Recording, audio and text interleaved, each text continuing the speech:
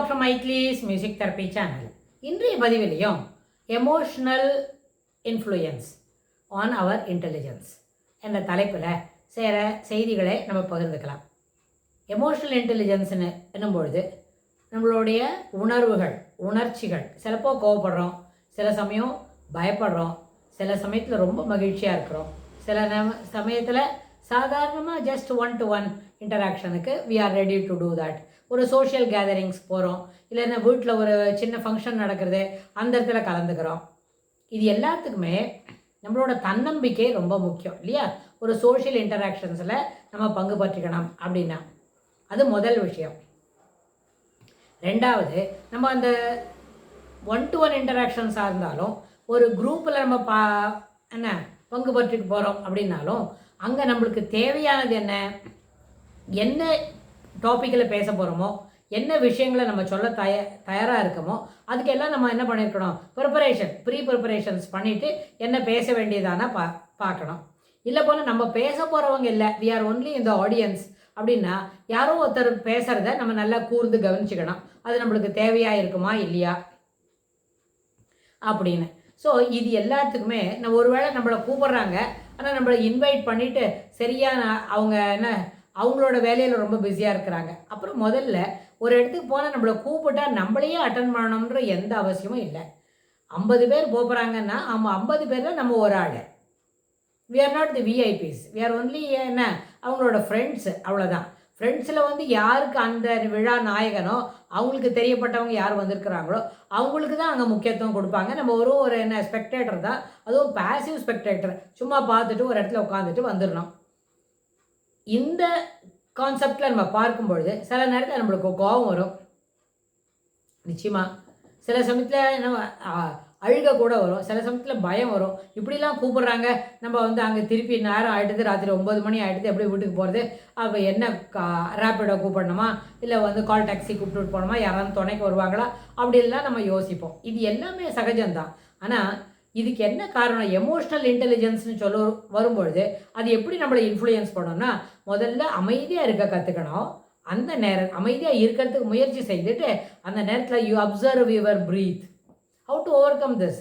இந்த ஆகனைசிங் மூமெண்ட்டோ இல்லை fear, anchor ஏதோ ஒன்று வந்திருக்கு, ஏதோ ஒரு இடத்துக்கு போகிறோம் அப்படின்னா அது சோஷியல் கெட் டுகெதரா, இல்லை 1-to-1 ரிலேஷன்ஸா, இல்லை 1-to-1 பார்ட்டிசிபேஷனா, இல்லை ஒரு சாதாரண ஒரு 10 பேர் இருக்கிற இடத்துக்கு போகிறோமா, எங்கே போயிருந்தாலும் அங்கே நம்மளுக்கு ஏதோ நம்மளோட எமோஷ்னல் டிஸ்டர்பன்ஸ் வருது. எப்படின்னா சிலப்போ கோவம் வரும், சிலப்போ ரொம்ப அழுகியாக வரும், சில சமயத்தில் ரொம்ப சந்தோஷமாக இருக்கும், ஆனால் கூட அங்கே இருக்க வேண்டாம்னு தோணும். அப்படின்னு சொன்னால் அந்த நேரத்தில் அங்கேயே இருக்கிற ஒரு சேரில் அமைதியாக உட்காந்து யூ அப்சர்வ் யுவர் பிரீத்.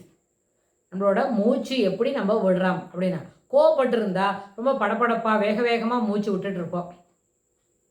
அந்த நேரத்தில் அந்த மூச்சு இன்ஹேல் எக்ஸேல் அப்படின்ற அந்த ப்ராக்டிஸில் எப்பொழுதும் என்ன பண்ணணும், வலது மூக்கு வழியாக சுவாசித்துட்டு இடது மூக்கு வழியாக வெளியில் விடுறோம்னு வைங்க, நம்மளோட உஷ்ணம், பாடியில் இருக்கிற எக்ஸ்ட்ரா ஹீட்டு கொஞ்சம் சப்சைட் ஆகும். சிலப்போ இன்ஹேல் பண்ணிடுறோம், வலது மூக்கு வழியாகவே இன்ஹேல் பண்ணிவிட்டு வலது மூக்கு வழியாகவே வெளியில் விட்டாலும் எக்ஸ்ட்ரா ஹீட்டு பாடியில் சப்சைட் ஆகும்.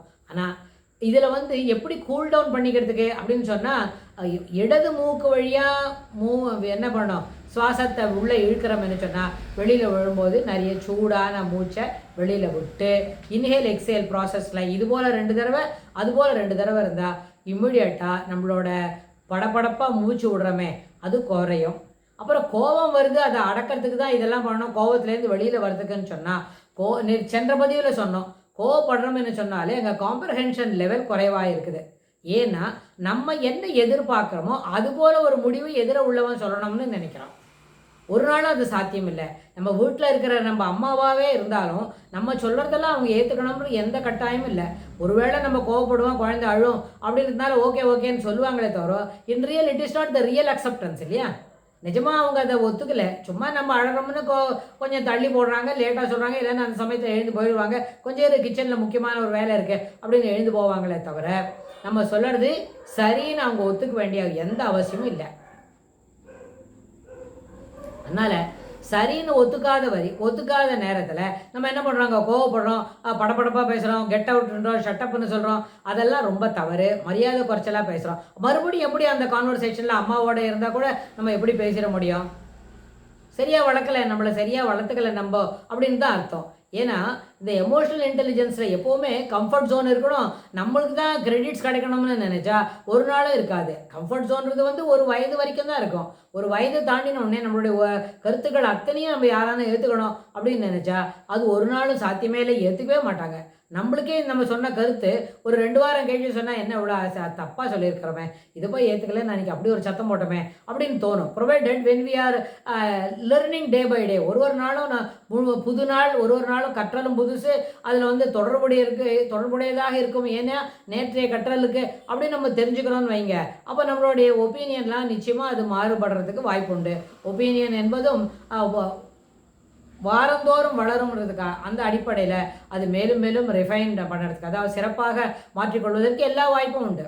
அதனால் உணர்ச்சி வசப்பட்டு பேசும்பொழுது அது எந்த நிலைமையில் இருந்தாலும் அப்பொழுது முடிவு எடுப்பதை தவிர்க்க வேண்டும். மேலும் அப்பொழுது சொல்லக்கூடிய கருத்துக்களுக்கு ஒரு நாளும் கிரெடிட்ஸ் கிடைக்காது.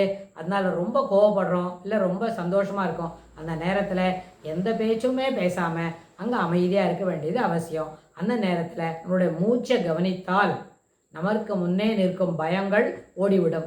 எதையோ ஒருத்தர் பார்த்து ஒரு விஷயத்தை பார்த்து பயப்படுறோம்னு சொன்னால் அப்போ இருக்கிற அந்த பதட்ட நேரத்தில் you observe your breath, inhale exhale அப்படின்னு சொன்னால் அந்த தொடர்ந்து ஒரு 2 நிமிடத்துலேருந்து 8 நிமிடம் வரைக்கும் அதை தொடர்ந்து செய்கிறோம்னு சொன்னால் அந்த நேரத்தில் நம்மக்கிட்ட இருக்கிற பயம் மெதுவே என்ன பண்ணிடும், ஒன்று இதுக்காக பயப்பட்டா ஒன்றுமே இல்லை அப்படின்ற மாதிரி ஆகிடும்.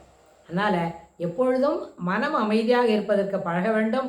அது ஒரு கெட் டுகெதராக இருந்தாலும், சோஷியல் பார்ட்டிசிபேஷனாக இருந்தாலும், தனி மனிதனாக ஒரு வீட்டில் ஒருத்தரோட பேசிக்கிட்டு இருக்கிறோம் அந்த நேரத்திலே இருந்தாலும், இல்லை வீட்டில் நம்ம தாய் தகப்பனோட பழகிறோம் அப்படின்னு சொன்னால் இதுக்கு அடிப்படையில் நாம் சொல்லக்கூடிய கருத்துக்கள் கேட்டுப்பாங்க. அதை செயல்படுத்தணுன்றது எங்கேயும் அவசியம் இல்லை, எப்பொழுதும் இல்லை.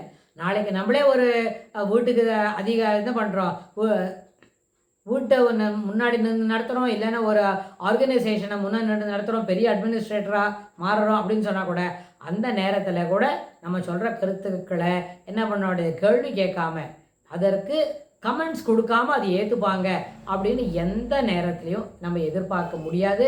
எதிர்பார்ப்பது தவறு. அதனால் மனம் அமைதியாக இருந்தால் இதெல்லாம் எதிர்பார்க்கவே பார்க்காது. நீங்கள் சொல்கிற கருத்தை சொல்லுங்கள், ஏற்றுக்கிறவங்க ஏற்றுப்பாங்க, ஏற்றுக்கலைன்னா பரவாயில்ல.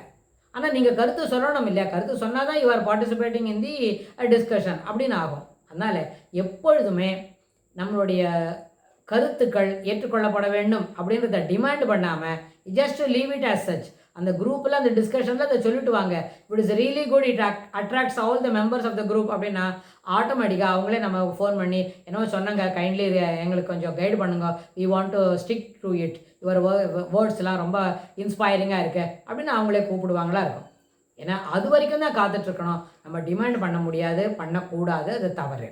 அதனால் அப்போ என்னாச்சு, டிமாண்ட் பண்ணுறோம் எடுத்துக்கணும்னு சொல்லி நம்ம கட்டாயப்படுத்துகிறோம்னு சொன்னால் அங்கே நம்மளோட எமோஷ்னல் லெவலில், ஏன்னா we don't want to face a failure, we don't want to take it, நம்ம சொல்கிறது தவறுன்னு நம்ம ஏற்றுக்கிறதுக்கு தயாராக இல்லை. அதனால தான் இது போல் ஒரு நிகழ்ச்சி நடக்கிறது அப்படின்றத நம்ம அங்கே புரிஞ்சுக்கலாம். நம்மளுக்கே நம்ம தன்னைத்தானே நம்ம சிறப்புப்படுத்திக்கிறதுக்கு சீர்படுத்திக்கிறதுக்கு இது ரொம்ப சிறப்பாக அமையும்னு சொல்லி இந்த பதிவை நம்ம நிறைவு செய்கிறோம். இதுக்கு தொடர்புடைய செய்திகளை வரப்போகிற பகுதிகளில் பார்க்கலாம். தேங்க்ஸ் ஃபார் வாட்சிங்.